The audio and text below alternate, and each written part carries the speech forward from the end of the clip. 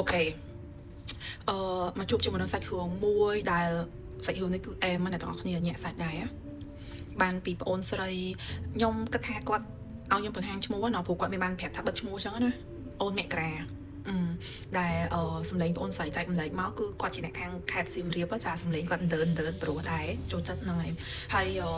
យអានេះគឺជាសាច់រឿងពិតរបស់គាត់ដែលពេលហ្នឹងគឺកើតឡើងនៅក្នុងកន្លងឆ្នាំ2023-24គឺគាត់នៅខាងសៀមរាបហ្នឹងហើយនៅក្នុងស្រុកមួយហើយបន្ទាប់មកទៀតគាត់ក៏បានអាប់ផ្លាយការងាររបស់គាត់ហ្នឹងទៅធ្វើការនៅក្នុងស្រុកអង្គរជុំ yes ខ្ញុំគិតថាវាអត់មានប៉ះពាល់អីទេអ្នកទាំងអស់គ្នា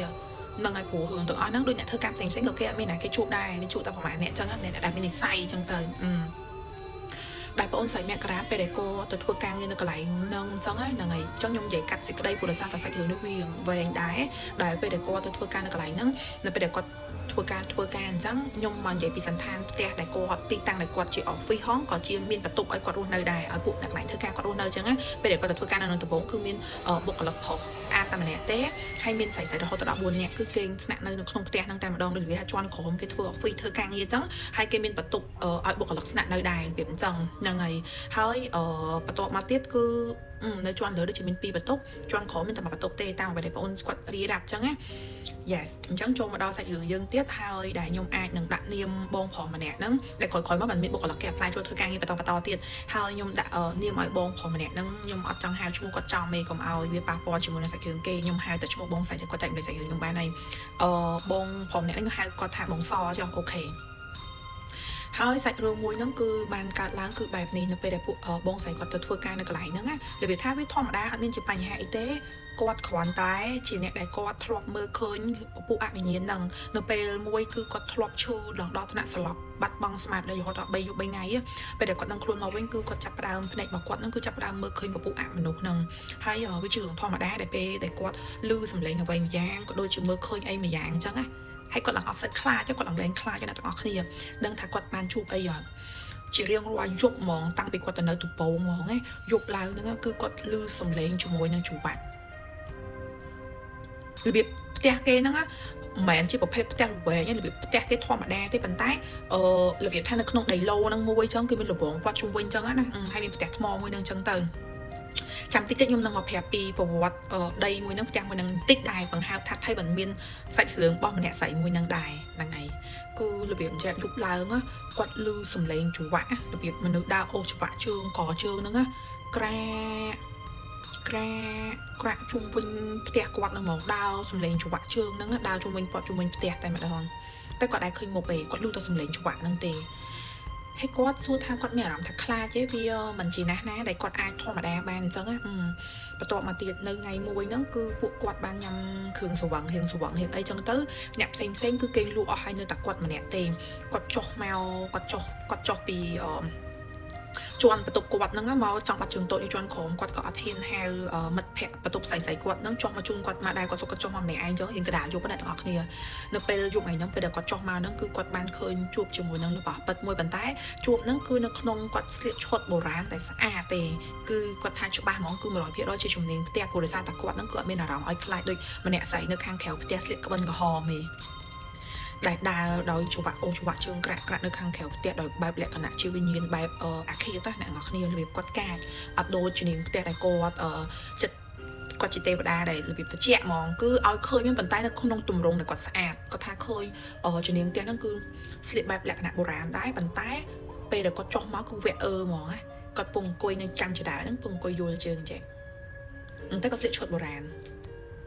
yes ហើយគាត់ស្រស់ស្រាយញ៉ាំធម្មតាទេអត់ខ្លាចគាត់ថាហ្នឹងហើយគាត់ថាដោយសារតែគាត់ជាម្ចាស់ទេជំនាញផ្ទះគាត់ក៏មានអារម្មណ៍ថាខ្លាចអីដែរហើយបន្ទាប់មកទៀតក៏ថ្ងៃមួយហ្នឹងម្ចាស់ផ្ទះម្ចាស់ដីហ្នឹងគាត់ពេលដែលគាត់មកយកលុយចឹងបែបគាត់ក៏មកសួរពួកគាត់ហ្នឹងថាមិនដែរនៅហ្នឹងអត់អីណាអីដែលលឺអីមានលឺសំឡេងប្លែកទេកូនបែបចឹងហើយពួកគាត់ក៏និយាយគាត់អត់ហ៊ានប្រាប់ថងទេតាមពិតពួកគាត់លឺទាំងអស់គ្នាអ្នកខ្លះដែលឃើញរូបភាពផ្ទាល់ក៏លឺជាសំឡេងដែរដែលលឺសំឡេងច្រវាក់ខាងក្រៅផ្ទះហ្នឹងប៉ុន្តែពួកគាត់ហ៊ានប្រាប់អីខ្លាចម្ចាស់ផ្ទះហ្នឹងខំអីចឹងណាទៅប្រាប់មេប្រាប់អីចឹងណាថាពួកគាត់ចេះចោតផ្ទះគេចឹងទៅរបៀបចឹងគាត់ថាអត់អីទេលឺសាច់ច្រវាក់អូហើយអត់តន់អស់ទេដែលមកជួបជាមួយហ្នឹងខ្ញុំគិតថារឿងនេះអាចអូស អូឆ្ងាយដែរយើងច្រើនណាស់ច្រើនទី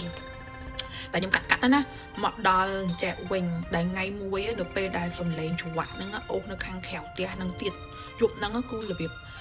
មិនឲ្យលូសងតែរយប់ហ្មងខ្ញុំគិតថាពេលដែលគេចេញជួនកាលពួកគាត់ចាប់អារម្មណ៍អាចនឹងគេចេញតែពេលដែលគេសិលគេថ្ងៃសិលគេអីចឹងលូសំឡេងអូសហ្នឹងចឹងអាណាអង្គុយតែអូសរយប់ឲ្យលឺមិនទេមែនអត់ហើយដល់ពេលអញ្ចឹងទៅគឺលូសំឡេងច្រវាក់ហ្នឹងមកទៀតហើយគឺអូសក្រាហ្នឹងទៀតចឹងហើយដល់ពេលដែលគាត់ទៅលួចមើលគឺគាត់បានឃើញមែនជាមួយនឹងរូបភាពមួយគឺចែក្បិនក្រហមគឺគាត់មកលក្ខណៈចងក្បិនណាមិនចងល្បាប់ទេណាជំនាញផ្ទះគឺគាត់ចងល្បាប់ស្អាតនៅក្នុងផ្ទះប៉ុន្តែវិញ្ញាណមួយហ្នឹងគឺគាត់ឃើញដែលជួងគាត់មានច្រវាក់ហ្នឹងគឺចងក្បិនក្រហមដែលរបៀបស្លៀកមកបែបឈុតក្រហមជាមនុស្សស្រីហ្មងប៉ុន្តែអត់មានក្បាល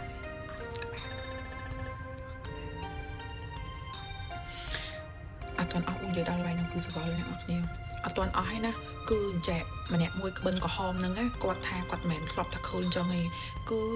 គាត់ហ្នឹងបានប្រហែលជាចាប់ចិត្តប្រតិបត្តិជាមួយនឹងបងប្រុសឈ្មោះបងសហ្នឹងដែលនៅក្នុង office ហ្នឹងគឺមានមនុស្សប្រុស2នាក់បុគ្គលិកប្រុស2នាក់ដែលទៅចូលដាក់ apply មកថែមម្នាក់ទៀតចឹងណាប៉ុន្តែបងសហ្នឹងគឺគាត់រៀងសកូនចិនស្អាតជាងគេចឹងរៀងស្អាតសមរម្យអីចឹងណា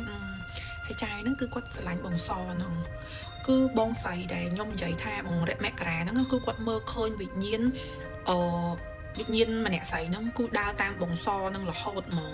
ដែលគាត់មើលឃើញគ្រប់ពេលហើយរបៀបថាឃើញមកឈប់មកគឺនៅមួយបងសហ្នឹងជាប់ហ្មងហើយមានអាវៈជីកបងសហ្នឹងទៀតហើយបងសហ្នឹងគាត់ចិត្តតែល្អថាមករយៈក្រោយហ្នឹងគឺគាត់ចុកស្មាចុកអារបៀបចុកក្រួយស្មាចុកកខ្លាំងហ្មងហើយដល់ពេលហើយគាត់ហ្នឹងបងមកក្រាហ្នឹងក៏បានទៅប្រាប់បងសដែរប៉ុន្តែមនុស្សគាត់ហ្នឹងគឺអត់ជឿទៅលើជំនឿព្រោះដោយសារតែគេជាកូនចិនអីចឹងណាវាគាត់មនុស្សខហងគាត់អត់សូវជឿអីចឹងទៅគាត់ថាបងឯងបានអីមិនចុកស្មាបើគេអង្គុយនៅលើស្មាបងឯងវាចឹងហើយបន្ទាប់មកទៀតគឺខ្ញុំនិយាយដល់ព្រឺសវល់របៀបអញ្ចឹងមកអ្នកនរគ្នាហើយរបៀបថាគាត់នឹងអត់ជឿទៀតប៉ុន្តែដល់ថ្ងៃមួយដែលគាត់ចុកខ្លាំងណាស់របៀបថាមនុស្សគេហៅថារិស័យយើងអាប់ខ្លាំងទៅហ្មងគាត់ក៏បានប្រាប់គ្រួសារគាត់ដែរម្ដាយគាត់នឹងក៏ជឿយ៉ាងទៅព្រោះគាត់ចុកមិនលក្ខណៈចុកឲ្យធម្មតារបៀបចុកឡងហួយខ្លាំងទៅចឹងណាដល់ពេលដែលគាត់ប្រាប់ម្ដាយគាត់ចាស់ទោះជាគាត់កូនចិនអីមែនប៉ុន្តែគាត់ជឿទៅលើជំនឿមួយហ្នឹងគាត់ក៏បានទៅរកគ្រូខ្មែរឲ្យមើលហើយក៏គេមើលឃើញថាមានវិញ្ញាណមនុស្សស្រីបែបបុរាណហ្នឹងតាមអាអូនnàyឥឡូវខ្ញុំអាចហៅបានថាអសអញ្ចឹងតោះនិយាយប្រើពាក្យអញ្ចឹងបណ្ដោយគាត់ចាស់គាត់អាចហៅថាអូនហ្នឹងអញ្ចឹងណាអញ្ចឹងទៅពួកគាត់ក៏មានការធ្វើពិធីអីមួយពីខាងនោះមកអញ្ចឹងទៅហើយមានខ្សែមានអីយកមកចងឲ្យបងប្រុសហ្នឹងទៅបានមានជាការរំដោះផុតមកអញ្ចឹងរបៀបថាគេហៅថាសូត្រមុនសូត្រអីមិនដោះគ្រូអីចឹងណាអញ្ចឹងទៅក៏បងហ្នឹងមកសភាពប្រកក្តីវិញហើយមកកាត់មកពេលមួយដែលមានបងប្រុសម្នាក់ទៀតនៅក្នុង office នឹងដែរហ្នឹងហើយគឺគាត់ហ្នឹងរបៀបចាគាត់គឺជាមនុស្សដែរសុគតសុគមឯងអត់សូវចេះនិយាយលេងសើចច្រើនទេហើយប៉ុន្តែខ្ញុំបងបើតាមមករាហ្នឹងគាត់និយាយរបៀបថាគាត់ហ្នឹងប្រហែលជាខុសមាត់ខុសកអីដែលធ្វើឲ្យវិញ្ញាណម្នាក់ស្រីហ្នឹងគឺកាច់ហ្មងអ្នកទាំងអស់គ្នាដែលថ្ងៃហ្នឹងគឺរបៀបថាគាត់ដឹងថាបងហ្នឹងកើតអីឯងគូមកលេងជាមួយនឹងអ្នកនៅកន្លែងធ្វើការរបៀបប្រឡែងគ្នាលេងរបៀបនិយាយលេងចេញមកដូចមកលាគ្នាចុងក្រោយអញ្ចឹងណារបៀបអញ្ចឹង